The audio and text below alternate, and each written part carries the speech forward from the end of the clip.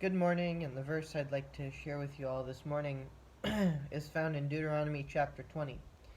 Deuteronomy chapter 20, verses 10 and 11, and then verse 15 as well. Yeah, verses 10 and 11, and then verse 13. When thou comest nigh unto a city to fight against it, then proclaim peace unto it. And it shall be, if it make thee answer of peace, and open unto thee, then it shall be that all the people that is found therein shall be tributaries unto thee, and they shall serve thee. Verse 15. Thus shalt thou do unto all the cities which are very far off from thee, which are not of the cities of these nations. Verse 16 as well. But the cities of these people which the Lord thy God doth give thee for an inheritance, thou shalt save alive nothing that breatheth. I think these verses are interesting. We find them in the continuation of Moses' instructions to the children of Israel as they're about to go into the promised land. Moses is just reminding them of everything God has told them to do when they get into the promised land and what they're supposed to do with the people that are there. And it's interesting that God makes an allowance for the cities that are outside of the boundaries that he placed upon the land of Canaan that the children of Israel are going to inherit. He says that the cities that are very far off from them, they can come up to them, proclaim peace, and then make them tributaries if they answer peacefully. Of course, if they answer aggressively, the children of Israel were supposed to destroy the city and kill everything that was in it.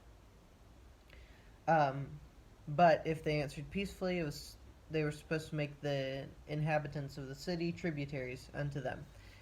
But it's interesting that in verse 15 he says it's only for the cities that are far off. It's not for all the cities. The cities that were within the boundaries of the nation, the land that God had promised the children of Israel, were supposed to be destroyed completely. God told Israel to destroy the people of Canaan completely, kill off all the people, all the nations that were in that land that God was giving to them, because of their idolatry and things like that God wanted to get rid of and not have influencing his people.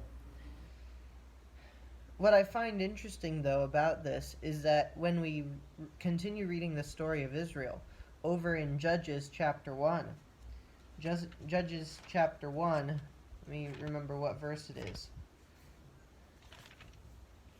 Judges chapter 1, verse 28.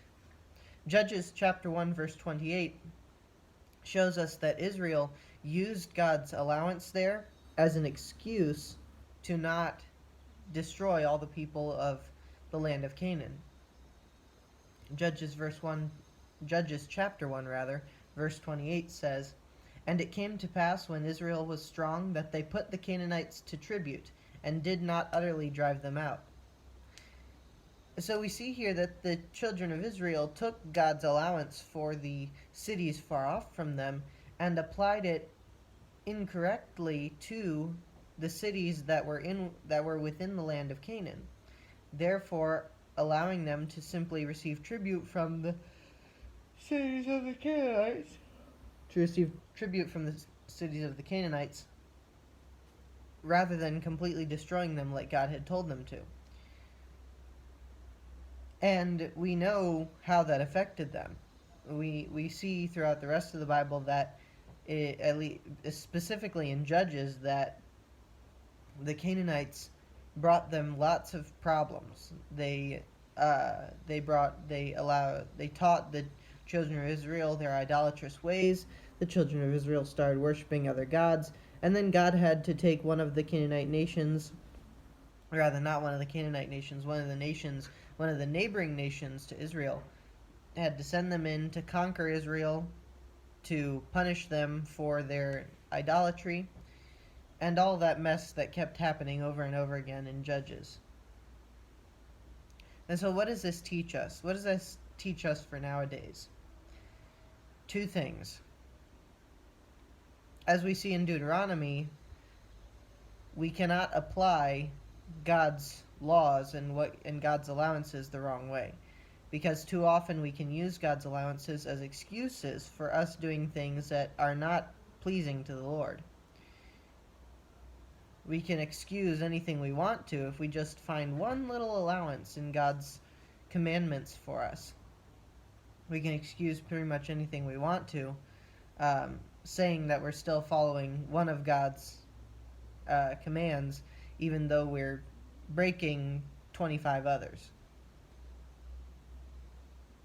And second, that as we see in Judges verse 28, we cannot think we are strong enough to resist the bad influence that can be found in whatever it is we're talking about.